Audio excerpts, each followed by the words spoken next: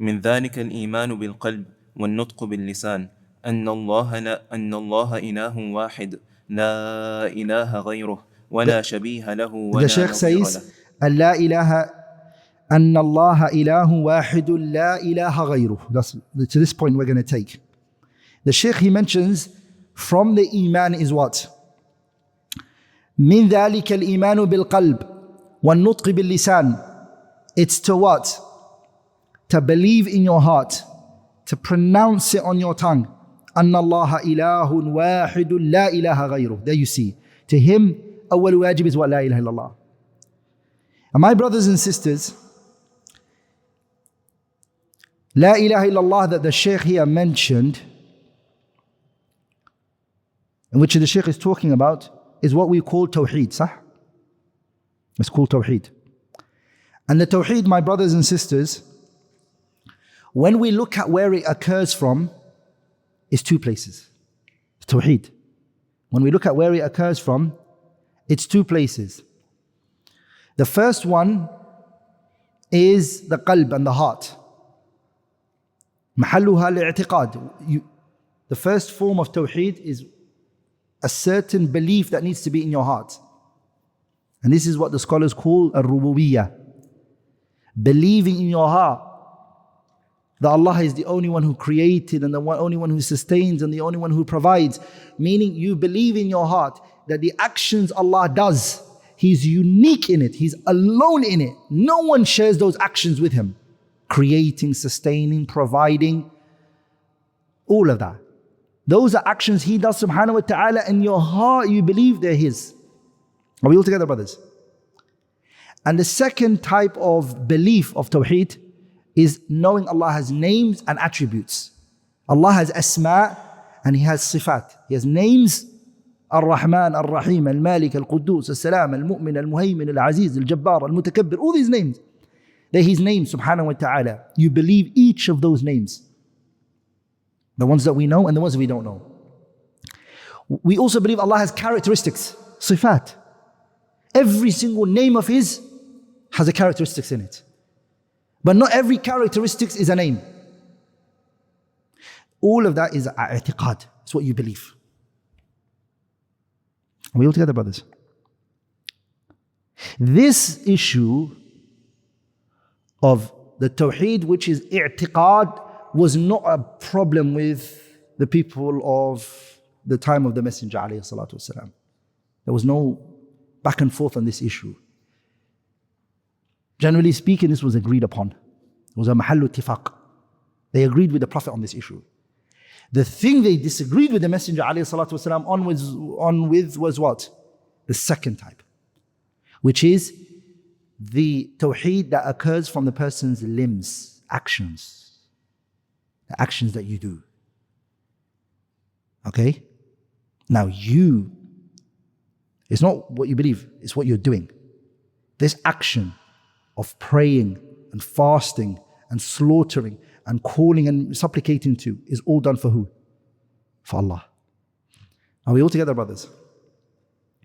And this was where the discussion was. This is where the back and forth between prophets and their nations were. Are we all together, brothers? And it's what the scholars call Tawheed al-Uluhiyyah. Tawheed al-Uluhiyyah. And La ilaha illallah, that's what it means. Because why? If the person affirms Tawheed al-Uluhiyyah, he's already affirmed Tawheed al-Rububiyyah wal-Asma'i wal-Sifat. Are we all together, brothers? But the one that is connected to the what? The i'tiqad, the belief. You cannot single Allah in the actions unless you believe that He is the only creator, sustainer, and provider. Sah? But you could believe He's the creator and sustainer and the provider and not single Him in worship. And it did happen. Are we all together, brothers? Allah told us about the people of the scripture. The Quraysh. وَلَئِن سَأَلْتَهُمْ, if you ask them, مَنْ خَلَقَ السَّمَاوَاتِ وَالْأَرْضِ, who created the seven heavens? Who created the earth? Who created all of that around you? Who created it? What will they say? Allah said it in the Quran. They will say to you, Allah is the one who created all of this. Are we all together? Even the verse, وَمَا يُؤْمِنُ أَكْثَرُهُم بِاللَّهِ إِلَّا وَهُمْ مُشْرِكُونَ. Allah mentions, وَمَا يُؤْمِنُ, the majority of them do not believe in you. What belief is that? الربوبية والألوهية, الربوبية والأسماء والصفات. They don't believe you in their heart. إِلَّا وَهُمْ مُشْرِكُونَ أي في أفعالهم, in their actions. They're mushriks in their actions. Does that make sense, brothers? This point, if you do not understand it, in Ikasul Muazin, your scale goes upside down. How does it go upside down? Because you will start to believe, and it's happened. The mutakallimin, their understanding of the Tawheed is different to the understanding of Ahlul Sunnah. This is the farq. This is the distinguishing factor where Ahlul Sunnah, what they see as Tawheed, and what the mutakallimin here is the Mu'tazila, the Asha'ira, وَمَنْ نَحَى نَحَوَهُمْ, and those who are with them. And the way that Ahlul Sunnah see the definition of Tawheed is different. How do they see it? They see Tawheed to mean believing. That's it. Actions is not part of their Tawheed. Hence why, if you go to a grave and you beg the person in the grave and you say to him, give me children, they don't see that to be shirk. They don't. Because the action cannot be shirk. Does that make sense? Because it wasn't part of their definition of Tawheed aslan, the action. The only thing that was part of their definition of Tawheed was what? The belief. So when can this action of me begging the person in the grave become shirk? It can only become shirk when I believe that this person independently can give me children without Allah subhanahu wa ta'ala. So they have to connect the shirk to what? I'tiqad. They don't believe an action by itself can be shirk. And Ahlul Sunnah believe that. Ahlul Sunnah believe an action by itself can be disbelief. A speech by itself can be disbelief. The same way a belief by itself can be disbelief. Meaning, I could sit here and see the permissibility of calling on to other than Allah, and I'll be a disbeliever, even if I haven't done it. Does that make sense? The mere belief of believing that you can call on to other than Allah and to ask them to give you something, even if you believe independently. I don't have to do it, I can just believe it. And I would be a mushrik for doing that. So, somebody sits here and says, this wali can give me a child independent from Allah. He doesn't need Allah. He himself can give it to me. Is that kufr akbar? Is that shirk? It's shirk according to both parties. All parties believe it. But I don't have to go to the grave. I can believe, by the fact that I believe it is what? It's shirk, it's kufr, true or false? So the action to them it's not needed, it's irrelevant. Does that make sense?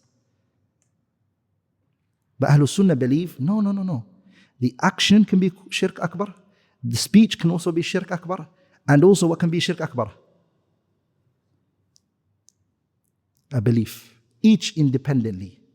Like according to the mutakallimin, shirk and kufr is munhasirun, is restricted to an i'tiqad. Why is the case for that? What's the reason to that?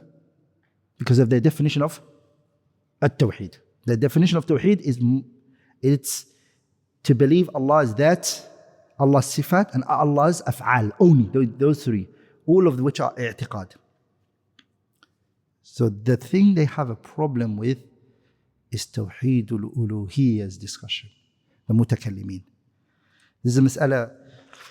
It requires again to go over again, repeat the point again, but it's a very important point, and it's what's coming up every now and then. Are we all together, brothers? And this mas'ala, a lot of people think is Muhammad ibn Abdul Wahhab who first coined it like this and drew the picture like this, but the truth of the matter is it's bigger than him. Hatta is even bigger than Shaykh al-Islam ibn Taymiyyah. Salafu hadhi al-ummah, the pious predecessors of this ummah were the ones who are affirming this. Like, and that's another discussion for another time. This small treaty cannot by itself cover all of that.